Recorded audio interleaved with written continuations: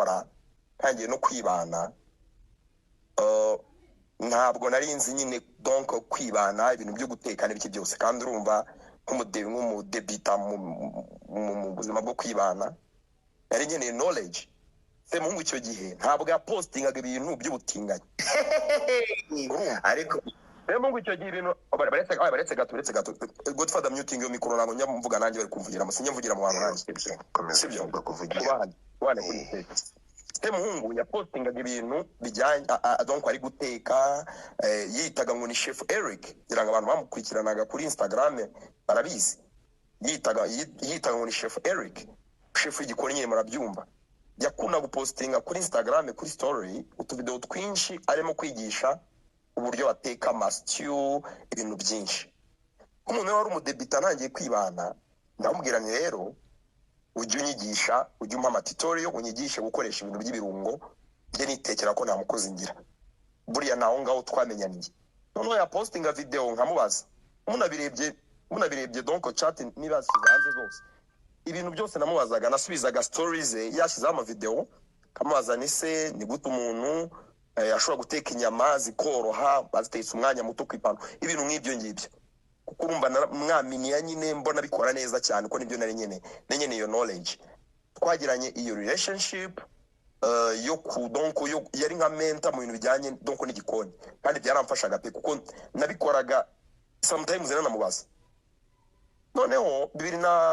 2020 haza pandemic icyo kintu nyine cyo gufasha ngenda umuntu uri honete ntabwo njya makana ikintu cyabaye kandi ntekereza ko ari cyiza ndanabya pressure vraiment kuko muri pandemic mu gihe cyaguma mu rugo no mu gihe cya covid muri rusange abantu twagiraga icyo gukora finance zari zimeze nabi yatangaga amafaranga yahaga abantu amafaranga donc ayibona za Twitter y'icyo gihe atanga amafaranga ntabwo arasigiye nanjye nka mentor wanjye wankandiye akanyenyeri arakankandira urabyumva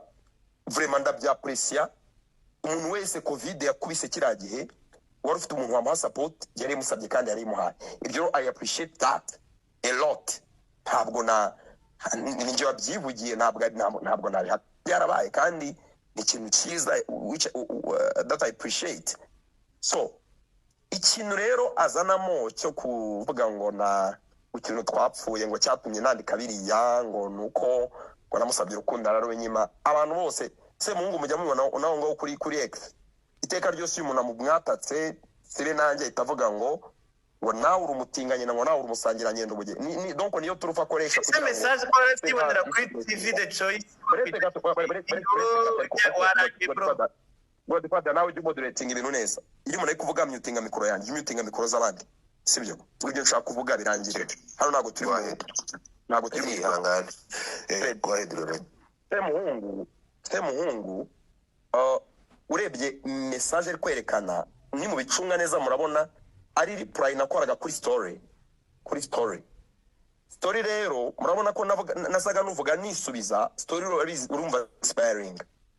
yabaga yashyizeho video ari guteka nkavuga nti yami ni sawa cyane ngakubitaho udutima yakubitaho video ari nk'umukobwa mwiza postinze nkavuga nti lovely nkavuga Lindas twatuntu nkunda kwivugira donc urumva umuntu mubanye neza you appreciate him urumva icyo kintu avuga ngo namusabye urukundo ahubwo we ni nkaho hari voice note yajyaga murabonamo voice note muri ibyo bintu arimo kwerekana voice note yoherezaga once ko nakundaga donc kwinjira muri ibyo bintu ntabwo igihe cyose twandikiranaga ntabwo nigezemo harasinga ngo umutinganyura iki ni ibintu nirinda ntabwo njya mbikora ko ntabwo njya mvangura wowe niwe wakoze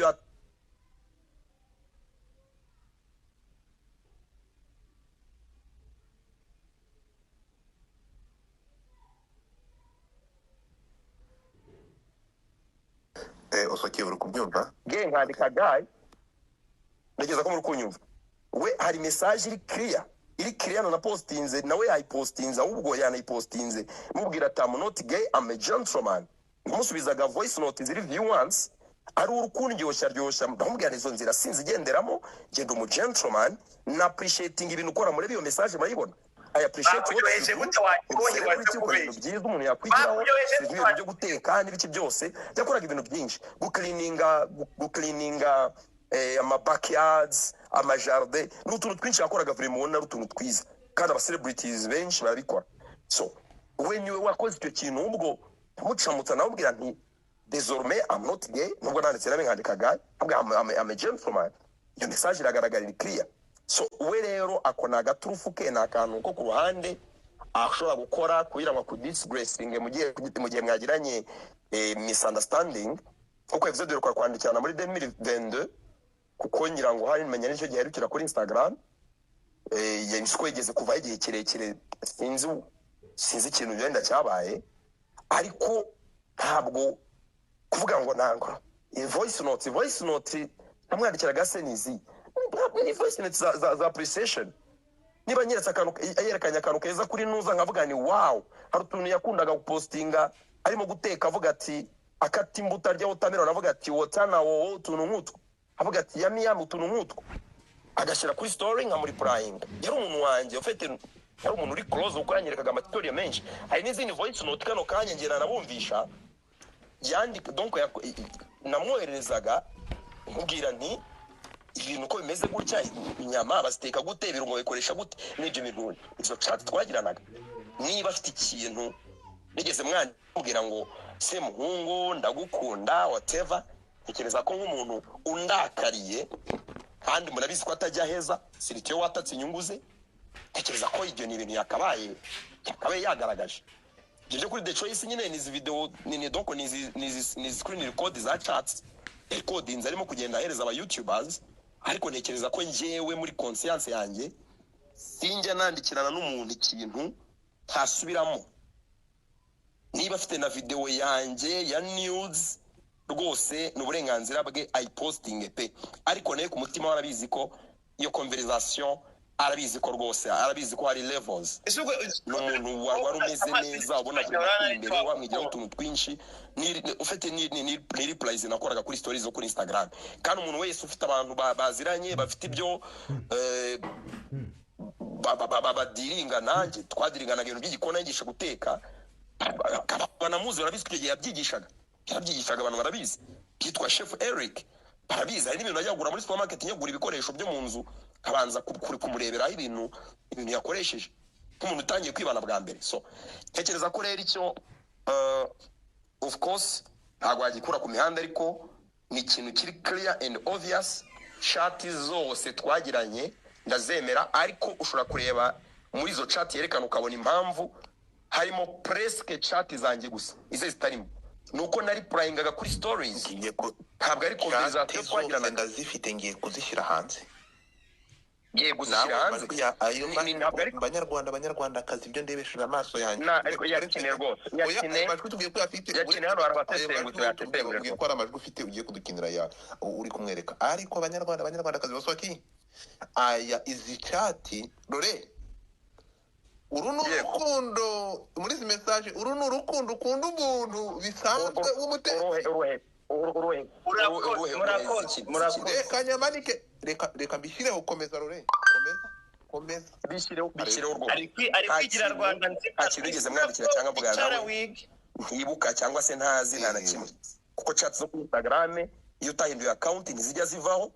Kuva mu mpera za 2019 chat zose twagiranye zirahari, kandi uzirebye ukazikurikira neza chronologiquement, urabona ko conversation nyinshi twagiranaga ni igikoni. Ibintu wabonaga ubona kuri story, uribaza kuri story habaga hari iki, habaga postinze aba babes, abakobwa babaga bamusuye barimo kuryoshya, yagiraga abakobwa beza benshi cyane posting, nubwo wenda ntacyo bamazaga ariko yarabagiraga kavuga ni wow, kavuga nice. Nakwereka ikintu nibura nigeze mwandikira cyangwa mubwira nti se muhungu, you know I love you so much, ibintu nk'ibyo like nabikwereke nabidarape, kuko ntekereza ko abifite ntabwo yaheza pe, ntabwo yaheza. Ikindi kandi aramutse abifite hari n'abandi bagiye baba babifite, kuko umuntu agatereta ahantu hamwe. Iyo utereta umukobwa utereta n'undi bakora coalition bakabizana byose bakabiterateranya, sibyo? So nta birenze nta birenze bikine rwose ibintu yagwaye bikine nanjye ndafite rega iwanjye ndafite ko chat nazijyamo nanjye Godfather wigeze kunshaka nagushatse ariko gato yareka Lorenzo bavuga ndaje reka byose mbimanike uretse gato Godfather niyo video ya VN ya iminota 5 wayibonye yinyoherereze ndaje nyirebe ntabwo yamamba na kanyenyeri ko muri covid ka support muri pandemic yarameze neza shopping aryoye wameze neza mu Rwanda abantu batari bifitiye n'akazi uvuga ngo kudukanda it's okay kuba yarakanza akanyenyeri kandi I appreciate it sinange gusa abantu benshi kuri Twitter icyo gihe bakandira akanyenyeri bakanabidara bavuga bati bana mushimira vraiment ikintu kizakorana ariko ibyo ntabwo bivusobanuye ko mbonye ikintu kitari ari cyiza siri tukiri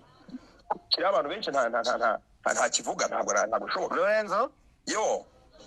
yes kuva uhibereye ukabuzi ko video mwahanye nta kibazo kirimo ukabubyemera ko zijyaho nta kibazo gihari nta video twahanye na ama voice notes na amajwi iyo video se minota 5 yahaye Godfather ni screen record ya recordings ari kuri recordinga chat okay ni screen record ya recordings ntago ari video y'iki nta video ikintu cya media twara uyoroheranyije turi tuganira bwa mbere yigeze kumbwira ngo yigeze kumbaza ngurinde turimo turaganira turamaye amafoto nka tukamenyana ndamwoherereza namweje amafoto ndi muri studio ndi mu kazi byo kumenyana nta media twigeze dusharinga ibindi yanyorezaga ni ibintu n'amafoto yo mu bikoni y'ibirungo avuga ati iki ni iki gikora ibi si byo se ibindi ubwo nyine ibyo afite hanyuma ikindi Lorenzo utekereza ko umuntu wigeze kugukandira akanyenyeri byoroshye kuba ufata iya mbere ukanenga igikorwa yakoreye kuri stade ntabwo nafashe iya mbere se muhungu hari ibintu byinshi byamubayeho kandi ntabwo mwigeze mubimbonamo ava muri Amerika abantu benshi bamukoze ibiganiro nanjye mfite YouTube ava muri Amerika aza mu Rwanda abantu benshi bamukoze ibiganiro baramusebya ngo araje akene narayibonaga ntabwo nigeze mukora ikiganiro ngo musebye se muhungu igihe byavugaga ngo yafunzwe ntabwo nigeze mukora ikiganiro ngo musebye se nigeze nza kumusebya kuri social media bivuze ngo nta kintu na kimwe kiri personal nigeze mwataka kuvuga ngo ndi ungrateful ndengera ariko hari ibintu biruta ibindi nk'umuturage uri responsible ntabwo ushobora kubona ikintu cya indecency nkuko na Kenisi yabonye ikintu cya indecency cya Moses akagikomantaho akagitangaho opinion nanjye nuko nabijyanye nanjye donc niyo cadre nabikozemo kandi nje ntabwo nigeze mwataka mu buryo buri personal ntabwo nigeze mvuga ngo nzatwika ngo ibintu bye ntabwo nigeze mvuga ngo nzamukorera ibi icyo navuze nubwo nigeze mvuga ni se muhungu acibwa agirwa igicibwa oya niyajya muri stade ntakore biriya bintu nta kibazo ngenda ari kuba mfite edayeri n'igihe batangaje ko azajya muri stade no kuri radio Rwanda nigeze mbikoraho commentaire imbi ariko maze kubona zira video umuntu ajya hasi down chini akubita ikibuno agira uti nabonye ari ibintu biri indecent umuntu ujya muri stade kenshi nzi environment ukuntu bimeze nabaye concerned so ari ibintu biri personal icyo numva ko hari levels za responsibilities uranyumva umutima nama wawe warakorohereje kugira ngo binenge kandi yarigeze kugutabara mu bihe byari bikomeye umutima nama wanjye ntabwo wanyorohereje kugira ngo mbinenge niyo nakonsideye kuko iyo njya kubinenga nari gutangira kuko nari mbizi cyazakora muri stade nenyizi ko icyo akora ni ukumansura nyine ntabwo natangiye kumwataka bakimwanonsa ivuze ngo nazishyizeho izi chat zigiye gufata umuntu azinsomere ninde muntu hano usoma iki ninde muntu usoma ikinyarwanda neza ninde muntu hano usoma iki hera ku ya mbere umva Godfather ndagusaba uruhushya rwo kutazisoma kuko ahantu ndi hari akaziki ninde shakundi nge ndajya mvuga amasegonda make muting okay reka maze ndebe undi muntu hano kabano ntuhari ndahari fata reba WhatsApp yawe noneho hera ku ya tugiye guca amazimwe turabanga ibintu tugize ku murongo rega oya muzisome muzishyire ku karubanda naho nyene ko muyobya abantu bijya kure ziri iwanjye ariko reka tuzisome hano. Abdul urahari kanza n'umunyamakuru ufite ikarita yeza n'umunyamakuru Abdul urahari Abdul Nyirimana urahari cyangwa nkumanure fungura mic yawe manuka yego korera izuba koko kabano reba WhatsApp yawe. okay sinzi ko ndibashe gusoma umunyamakuru ariko kabano reba mwanjye uretse gato ntabwo birazi ariko sinda ndarushwa niki Eric ntuhari Eric wingenda hari hera kuri iyo message ya mbere nsomera izo message nuri ne wazandikirwaga ku ya mbere urakoze cyane usuri kuzisoma. okay nangire angira hari aho yanditse ku December ku itariki 2019. yego Oh wow, thank you so much my dearest, I like you. When is umuhungu ubwira undi ngo oh wow, thank you so much my dearest. Eric udufashe uzisome nkuko zanditse ntuzikire No, listen, literally good father reba kuri nuta Eric we reba kuri hano wanditse mu Nyagasani mwira amaso aha mbere yanditse Eric we usoki nako Godfather ni se mungu uri kuzisoma. oya none se ibintu byose yavuze hano ko yabeshye kwishana uragira ngo ari usoma message ziri muri chat Okay gahora kaza muri mu we wazipomye se muzi gusoma barakubeshye arangije arongera ngo again thank you Eric. mwese urumva yazitoma reka darundi dusaba umuntu udashyira amarangamutima bisome nk'uko byanditse hejuru tugende tujyana turebe niwe nshaka amaze banyumvire neza urakoze agahinda zamukana thank you uretse gato agahinda zamukana mwereke. Okay tweet wayibonye kanyishyire kuri dashboard yishyire hejuru dashboard. By the way ikiganiro kimaze kugera kuri The Choice na abo kanyana hejuru naho baje bari umve n'amazina Choice nibivuye ahangaha The Choice nibiretse ntago banyishyuye kuyamamariza nigende. Agahinde uri kureba kuri dashboard kambe mvanye ibindi byose ariko mbere ko mvana ibindi byose mbere ko dusomera izi message hano turaba tubonye ukuri kandi mwiyunza rega so ahangaha ndamanza mbibutse ko ku bantu bari ahangaha mbibutse ko mbere ko dusomera izi message mbere ko mvanaho zino link murebe hejuru dufite ikintu bita Single Connect ni imwe muri application zakozwe n'umwe mu banyarwandakazi banyarwandakazi nibura ahangaha reka tubabwire ko isi yamaze kuba digital. Single Connect ni imwe muri platform cyangwa muri application iri international ikorerwa n'abanyamahanga. Ni application yakozwe n'abazungu ariko abafatanyije n'umwe mu banyarwandakazi bagiye hanze bagezeyo babona ko mu by'ukuri bagomba gukora ikintu gifite umumaro. Narendiri murakundaga kumva abantu bavuga ngo ni gute muri Afrika nta muntu ushobora gukora n'uruganda rukora ibikwasi. Uyu mubyeyi cyangwa uyu mumama ni umwe mu bantu bahagurutse aravuga ati ngomba gukora ikintu gifite agaciro. Arahaguruka akora application yamutwaye amafaranga atari munsi $50 by'amadolari. Bubaka application aya masaha ushobora gusanga kuri Apple Store, muri Play Store bayita the Single Connect. Iyi Single Connect wowe uragenda ugafungura nkuko downloadinga application yose yindi isanzwe nkuko udownloadinga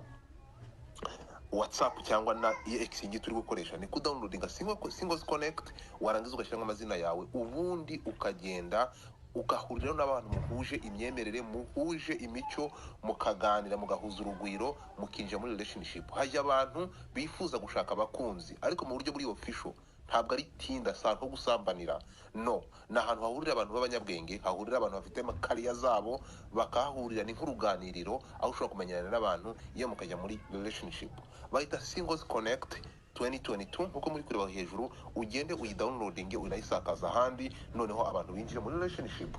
Iyi ngiyi ni imwe muri platform ziri official zemewe n'amategeko yakozwe n'abantu batuye muri Canada harimo umunyarwandakazi mu by'ukuri w'umuhanga wakoze ikintu kimuvunnye ariko aravuga ngo reka gisakaze n'abanyarwanda binjire ku isoko ry'urukundo ku isi hose. Ngewe iyi application nyita nk'umuranga mu kinyarwanda. Ni mugende mu downloading single connect, hanyuma ibindi muzaza kunshimira nyuma. Nuyi downloadinga baragusaba gushyira muri nimero yawe ubikore, baragusaba gushyira amazina yawe ya nyayo ubikore, hanyuma udownloading single connect. Single connect ni imwe muri platform ifite ubuziranenge kandi ifite intego yuko ushobora kwinjira muri relationship kandi nzima ifite umucyo. Aba bantu ntibarangirira aho ngaho, bafite n'ukuntu bagira abantu inama. Iyo relationship imeze nabi, bafite abakansara babyize mu ishuri, apana abapapira, ku buryo ugenda hari uburyo muganira, hanyuma ni etape par etape. Utangira uganira n'umuntu, bikagera igihe mugahamagarana, bakagera mukazahamagarana kuri video call. Iyo mwakundanye cyangwa mwumvishe bikwiye, ni mugane single connect mu downloading, hanyuma noneho mwinjiye mu relationship afite intego, afite umucyo, mukora imiryango. Ndabashimiye cyane. Wilson, wamaze kubona izo tweet nashyizeho hejuru? Reka manze kwaneho ntabwo zirajya. Reka nze nguhe tweet muri ntuzo, sinzi impamvu ubwo you don't follow me. So reka nze manze nzishyire hano, ese kuze zivuyeho. Reka nzishyire hejuru, reka nzongere nzishyireho. No account yawe iri private. No, you have to follow me. Abantu se batamfollow. Yamaye nkase ko ndebintu byose bigiye hanze. Ko ndeba buri muntu ariko ko ndeba na Lorenzo azanye ibyo turashize. Reka nze nkwereke uko mbigenza, reka nzigarure nzishyireho ubundi. Oya ariko kuri dashboard ntago zamaze kugeraho. Nta kintu muri kuri dashboard abanyarwandakazi. Ariko nsaba abantu, you have to follow me kugira ngo irebe. Wamaze kuyibona buri so? Yamaze kugeraho. Ariko let me show you kugira ngo byoroshye. Reba muri DM kanziguye copy. Lorenzo yagarutse, reba muri